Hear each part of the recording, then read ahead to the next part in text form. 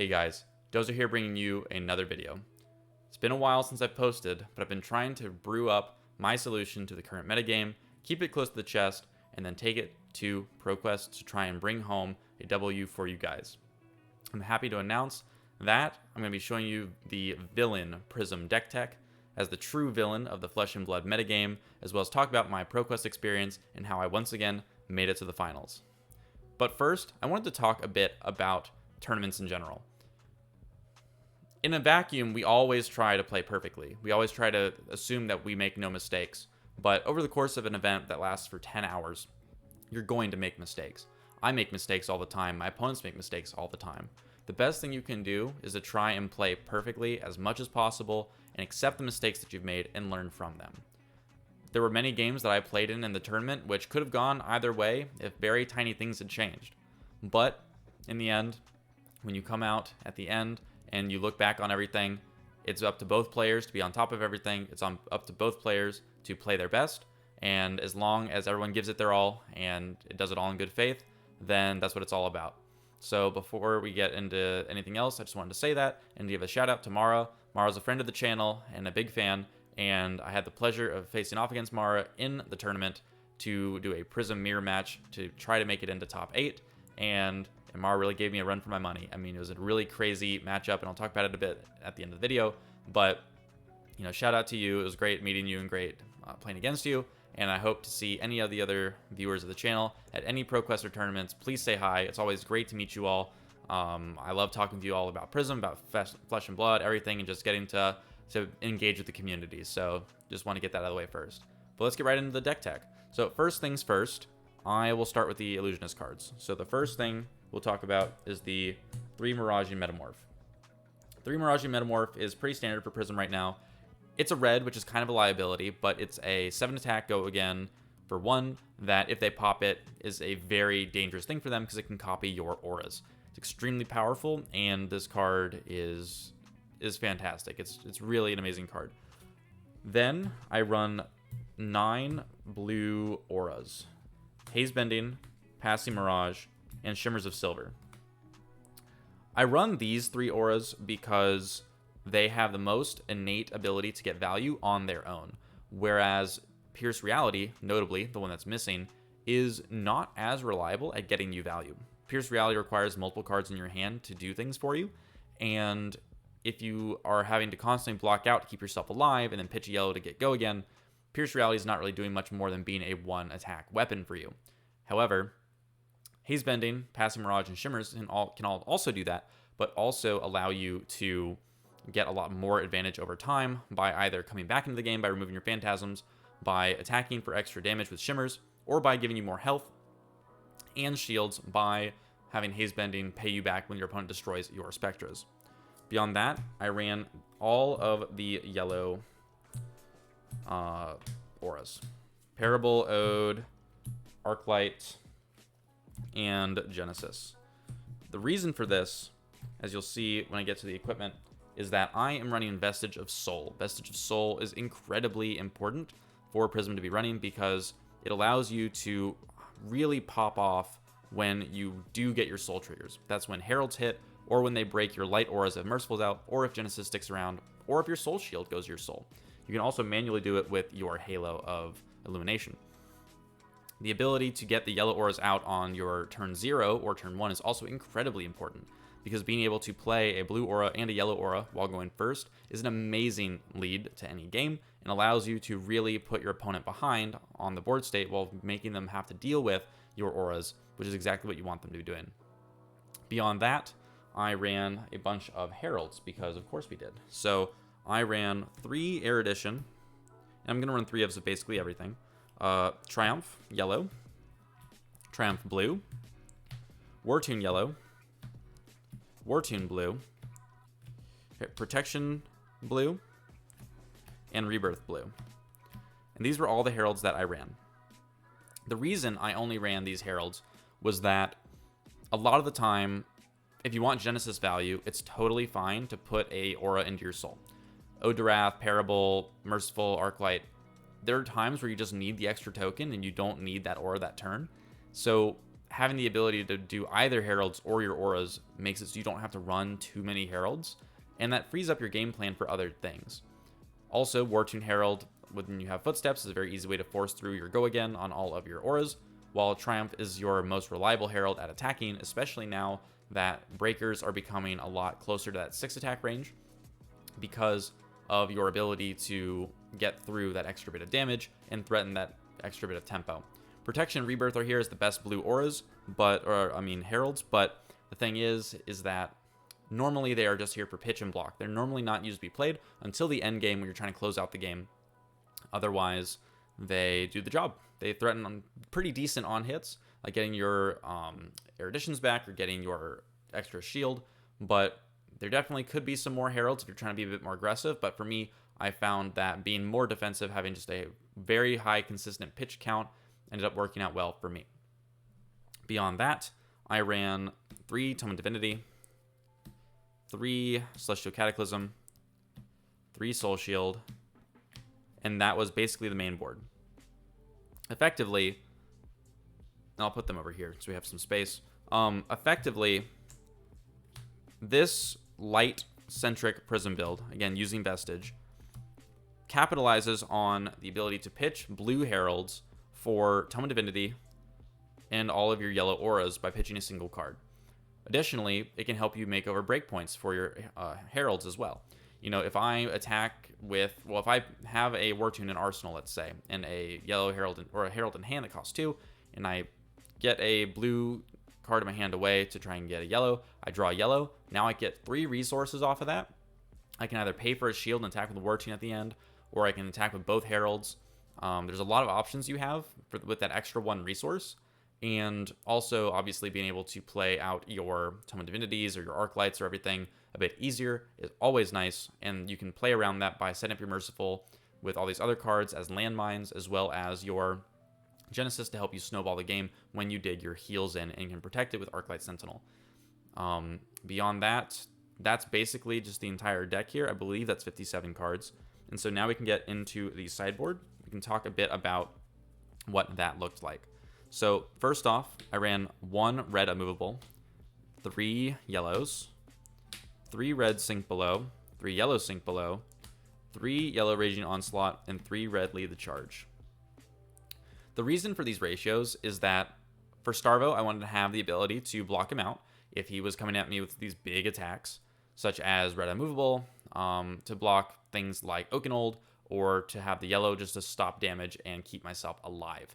Whereas the sink belows were more there in case I ran into a chain or an aggro matchup where I needed to filter the 0 block or low block cards out of my hand. Having the yellow sink below especially was very pivotal in a lot of matchups because the ability to pitch that card for not only go again, but also to help pay for my expensive auras and expensive cards generally ended up being exactly what I needed in a lot of situations, whereas the 1 block from the red sink never really came up throughout the entire event. So having both as a ability to filter your hand is very good in those aggro matchups, but yellow sink for me put in a ton of work and is definitely a better slot for that 60th card in most generic matchups than a yellow herald, for instance, or even a blue herald. So moving on, I had the yellow raging onslaughts. That's for the Prism Mirror. Naturally, it helps break phantasms. It also pitches yellow to help you pay for your cards. And then I had red lead the charge. The biggest thing that I found about Aura Prism is that you really never afford to have a lot of reds in your hand. They really clunk up your turns and prevent you from getting your double aura turns out. So being able to min-max and have the yellow rage onslaughts, even though they don't pop triumphs, even if they don't work when they have their Parable of Humility out, the ability to pitch and pop some phantasms is normally good enough while we try to minimize the amount of reds in our deck. But to that end, why is Lead the Charge in here? Well, Lead the Charge is in here because, and especially as the red, because it combos with our blue auras. It lets us play a blue aura with Go Again for 2 cards. Effectively, that's the same thing as playing a yellow aura, like a Genesis, by pitching a blue and using a Tunic resource. On top of that, if you're in the mirror, Lead the Charge can help you kill 2 of your opponent's auras, or can help you build a blue aura and kill one of their auras on an off turn. That flexibility for me means that it's worth it to me and I'm willing to take out Mirage Metamorph for Lead the Charge as a red. In fact, that's exactly what I did, and in a more aura-focused mirror, unlike the mirror that I faced, which I was getting attacked by red heralds, the Lead the Charge is a crucial piece of the puzzle to help you turn the blue aura hands, which normally kind of suck, into hands that are actually pretty good. And that is the overall deck list. I'll talk about the equipments in a moment, but that's Villain Prism. It's very basic. It's very there's no special sauce. There's no 3 Phantasmaclasm, 3 Talisman of Tithes. There's no weird spice. It's just generic, good value that is consistent and able to adapt to a lot of matchups. And in order to exemplify that, let's go to the equipments. So the only reason I was able to fit all of these cards into one deck list is because I minimized the amount of equipments that I was running. For Prism, her deck lists are always very tight. It's always very difficult to fit everything, and the most important thing you can ever do is make sure that you give yourself as much room as possible to account for all the different things. Red Unmovable, that one slot could have been an equipment. The Lead the Charges could have been equipment or other cards to help for different matchups, or I could have ran a different equipment setup altogether and cut some divinities and a bunch of cards. But for me, I really valued the explosive power of that, and it worked out for me very well multiple times throughout the day, and so I definitely attribute my wins to the power of the Vestige build. Beyond that, we can talk about the equipments. So obviously for Prism, we have our Luminaris. It's the best weapon for Prism. It's not even close. Iris is not even up for consideration, and don't run Talishar, please. Beyond that, I ran in the main. Every single game was Ironhide Gauntlet. I try to cut myself down to as few equipments as possible, and the fact that you can use it to pay for a Soul Shield to block 8, or you can use it to pitch to make a shield and block 2, or all these things, it's very good, and I've always felt that it's been a good choice to have. The other card that's in every single matchup is going to be Vestige. It's the only chess piece that I run. It is how the deck is built to function and enables all your crazy high power plays. Beyond that, there are 2 options for the headspace and 2 options for the legs. So the default option is Halo of Illumination because it helps turn on your Vestige, fill your soul, and give you all of those plays for tome and stuff on demand. But the other one is going to be Crown of Reflection. Not only does it help you get your blue auras into play faster, but it lets you have Arcane Barrier, which is really crucial for Runeblade. Since we're trying to make space in our deck, it kind of fills a double purpose there, and it felt really good to run. Beyond that, the main option in every matchup is going to be Phantasmal Footsteps for the leg slot. However, it's not the only option. A lot of people will tell you that Phantasmal Footsteps is 100% correct in every case. However, I would disagree with that. I think that in a lot of cases, you can get value out of Footsteps for sure. It's never a bad card, but I do think that there are going to be situations where something like Mage Master Boots is going to be better. For one slot in your deck, you give yourself the ability to turn all of your blue auras into much better cards. Specifically for the mirror, and I'll make an entire video about my calculations and theory on the mirror now that I've kind of done the event, but effectively, Mage Master Boots is really key in just getting the advantage in the mirror specifically, and then if you know you're in a slower Viserai meta, you can also use this to play out your blue auras faster to get board control. However, I found at least that in my experience against Viserai, while the Footsteps block rarely comes up, the Mage Master Boots comes up kind of even less frequently because a lot of the time you're using your blue auras to pitch to stop Arcane, to turn off their effects and turn off their snowballs. So it's a very hard ask to run Mage Masters into Viserai specifically, especially because of how aggressive he can be. And while you can use it to get your blue auras into play faster, unless you're running like literally all 12 blue auras, Mage Masters is probably not correct, and Footsteps is probably better. I would definitely go ahead and say that. Okay, going beyond that, we can talk about the matchups now. So round 1, I played against a Starvo. He's running Captain Planet, where he was able to fuse basically every turn and do a lot of dominate damage. However, I was able to build up my auras and defend with my defense reacts and close it out for the win. Nothing too special really happened there. Then, going on beyond that, I was able to play against Viserai in round 2. and I was able to go first. However, I opened with a 2 Herald of Triumph blue, 1 Herald, Wartune Herald blue, and 1 Herald of Erudition yellow, and that was my opening hand. The odds of me not opening either a Defense React or a Herald turn 1 is less than 1%, so I wasn't able to set up anything. My arsenal was really bad. I wasn't able to really snowball off of that, and I was on the back foot for the rest of the game, and until I was eventually taken down. However, in round 3, I played against another Viserai, and this time I got to go second. Well, I was forced to go second, rather.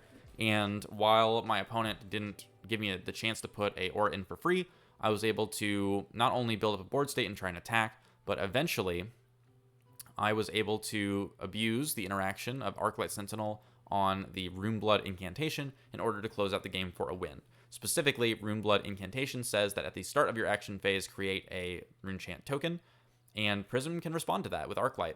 So if I'm low on HP and my opponent wants to try and make an attack happen, they have to attack my Arclight after I put it down from pitching my 2 blues that I was drawing in that state of the game in order to dig my heels in, pitch a yellow to get my go again on my soul, and attack wide and try and win. Tome of Divinity and Vestige and Genesis value was very crazy all game, and I was able to barely close it out thanks to the weakness of Runeblood incantation for Arclight to sneak in and help dig my heels in. Then I went into round 4. However, my opponent was absent. My opponent was going to be on Bravo the Showstopper, which for this deck is a walk in the park. And I knew the guy and he knew me, so I imagine that he had to leave for some other reason, but you know, it would not have gone well for him either way. So either way, went on to the next round, and that was against a Viserai. Viserai, this time I got to go first into him, and I got to start with auras in play. It was fantastic. I had to make a hard choice to start with either a Merciful in play with a blue aura out, or a Merciful in play with a Tome of Divinity and Arsenal. I believe I chose to take the Tome of Divinity and Arsenal in order to make use of my Vestige and try and get ahead in the matchup. And because of my ability to snowball off of him breaking my Merciful on my turn, I was able to come back into the game, put Genesis down, build up my my value, and eventually do the exact same thing to the other Viserai, where they have the Runeblood incantations. I play the Arclight in response, I stop their whole turn, attack wide with my board state, and I'm able to close out the game. Then that put us into the final round of Swiss, which was going to decide who made it into top 8, where I faced Mara. So Mara and I played the Prism Mirror match, me with the Lead the Charges and the 9 blue auras, Mara with the 6 red heralds, War Tunes, and protections, as well as the full aura package. And it was a real grind fest. Like, we really went back and forth. Neither of us could really gain any ground. You know, I had the board control, but had lost some life in order to gain it. Mage Master Boots was really important for me to get my blue auras out to kill their auras, while I was able to just, you know, control the pace of the game. And eventually, we were able to, well, we were forced to go to time, really. I mean, the matchup took forever. I mean, we were playing it as tight as we could, but it's such a defensive mirror that we were having to rush at the end to try and finish. And one mistake from one of us in that moment of the of being rushed to try and finish the game, Mara did not attack with a shield into my Arclight, and after we had gone 2 turns, like I had a turn, it was back to their turn, and they didn't notice the Arclight was there, and I was just thinking to myself, I don't remember what was happening. I don't know if you had go again. I don't remember. And, you know, between us, the 2 of us, we were going into time, and it felt really awful that, you know, a clear, easy play that someone would have made if they had had the time to think and communicate their play, would have been the move. But in that moment, we played it out, and we still probably could have played it out for a while, but with time running out, you know, we finished the game out, and I was able to take the game by attacking with Odarath for exact lethal. Again, Tamara, amazingly played.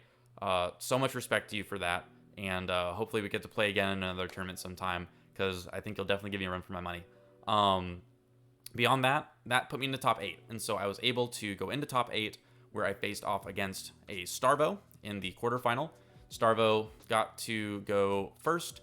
I was the lowest seed of the matchups that I played. I played against the 3, 2, and 1 seed going into the top 8. So I had to go second into Starvo. They hit the double fused Okinold, I'm pretty sure, or something like that, and came at me, and I was able to get a Genesis down in response. And even if I wasn't, I was still able to just block out, build up auras, and come back in for the win, using Tome of Divinity especially. It was a very good showing for me into Bravo and Starvo generally, because I had the immovables, I had the sinks, I had the soul shields, I had the auras, I had everything going for me, and the Starvos just, even with their awakenings, even with their ability to dominate all the time and do these big scary attacks, I was able to normally dodge the on-hit effects by playing my instants out of my hand and avoiding losing my entire hand to the shuffle effects or the discard effects, and was able to close out the game. Then I went into the semifinals against Matt W., the person who beat me in the last ProQuest that I played in when he was on Viserai. This time, while he was on Starvo, we started out the game with him, again, choosing to go first, and I was able to maximize the use of Vestige in this game. Turn 1, Bravo Starvo ability, I block with a Soul Shield from hand to stop an Autumn's Touch damage, take some damage, pitching a Blue Herald. He attacks my face with his Winter's Wail, and I don't block. I take 4, get the Frostbite, and I then pitch a Light Blue Herald once the combat chain closes and the Soul Shield is turned on my Vestige to pitch 4 resources plus the floating to play my Genesis. From there, I was in the lead. I was able to put down a lot of auras, maintain a lot of defense reactions in Arsenal, preserve my HP at pivotal moments, and eventually clutch out the win by attacking wide with Spectras and Kadachiing him down. It was an extremely well-played game. Matt played so clean, and I did my best to keep pace with him and to have him, not just blow me out of the water, because, he saved his Blizzards for key moments, got a ton of value out of his entire deck. He's a masterful player, and, we both made some mistakes here or there throughout the game, but again, Matt played it extremely well. He's a fantastic player, has my utmost respect, and we were able to finish out the game with me taking the win when we were both at 1 life at the end, poking him down with my auras when he had no more cards left to block with. Then went into the finals against Viserai, and the very Viserai who had sent me to the bottom of the Swiss bracket anyway, Tyler. So Tyler's another amazing player. I've known him for a long time, and he's always been very threatening on Katsu, like he was at the last ProQuest, but this time he decided to bring Viserai, and he was really running around. I mean, he was just slaughtering everyone left and right, doing an amazing job. And in the finals, he got to go first, and I basically spent the entire game trying to just survive. Block out, block out, block out, pitch, pitch, pitch, pitch, pitch, just to try and survive and withstand the onslaught of all of the magic damage, all the physical damage, until his deck was getting thinner and thinner and thinner and thinner. My life total was barely budging, and I was able to hold on long enough for him to look at his deck and to concede. So at that point, it was just a really crazy experience. The tournament was really fun. The deck performed very well. Viserai is still a really hard matchup. None of those games were easy at all. They were all extremely difficult, and I think that Prism is still very unfavored into Viserai, no matter what list you run. I think there might be an argument for trying to run aggressive cards into Viserai when you know you're going second, and taking use of that sideboarding ability to maybe go heavy auras when you're going first, when you know you can set up, but maybe you go more Herald or attack heavy when you're going second to try and control tempo. Something I'm going to be experimenting with in the next week or so in the lead up to my next ProQuest, where I hope to make it to the finals yet again. Otherwise, thank you very much for watching. I will try and make a video on the Prism Mirror either this week or next week to try and outline all of the math that I did behind why I ran the Mage Masters, why I ran the ratios that I did, and why I chose to take the strategy that I did. So if you're a Prism fan or you want to know how to beat Prism in the mirror, be on the lookout for that. Otherwise, again, thanks to everyone that was at the event. It was an amazing time. I got to meet a ton of great people, and I got to have a ton of fun with a ton of people in the community that I knew and the people that I had met that day. It was a lot of great games of Flesh and Blood, a great set of energy. Everyone was so positive, so friendly, and the competitive spirit was alive and well. And so I just want to thank LSS again for putting together this game and all these events for us and giving us a place to go and things to compete for and bring out the friendly rivalries, as well as to help us all just enjoy this great experience together. Again, I never once saw myself as a competitor in this game. I never once claimed to be the best of anything or anything of the sort, but I just want to play Flesh and Blood because it's an amazing game and I love the community. So at the end of the day, I'm excited to be able to go to more ProQuests, to be able to be a part of the community, and to go forward and keep giving back to the community that's already done so much for me, not only through the YouTube channel, but also just through my being able to enjoy that community and add to it positively. So thank you all for watching. Hope you guys can take the villain Prism list and learn it, master it, and find success with it yourselves. And I'll see you guys in the next video. Peace. Thank you for watching. This video and videos like it are made possible thanks to viewers like you. If you enjoy the video, please leave a like and a comment, and consider subscribing for more Flesh and Blood content. Thank you to all the patrons who help make this video content possible, starting with the Dreamweaver tier patrons, Tara Blitz. Thank you for your continued support. It means a lot and makes everything we do here possible. Moving on to the Sentinel tier patrons, we have Bon, David Romish, Exploding Potatoes, Frederick Lundovic, Jacob, Joe Gianoli, P13TR2U, Ronnie Martin, Tim J, and Todd Stewart. For the Herald tier patrons, thank you to Alex Enslow, Andy Lee, Callum Bousfield, Carlos Carrero, Christopher D. Bates, Douglas DeJong, Ike Hagen, Eric Borg, Francesco Lorenzi, Henrik, Jake Kitsos, Jake Arms, Jake Bennett Dwyer, Joel Wilhelm, John N. Downing Jr., Michael Stowell, Moonshaker, Muskrat Tuck, Nicholas Astner, Oxalati, Raymond Scott, Starman Jones 7, Ty Craig, Valentine N, Will Fry, and Zombie Z. And for the Spectral Shield tier patrons, thank you to Andrew Good, Bryce Morgan, Drew Wagers, Rachel, and Sarazar.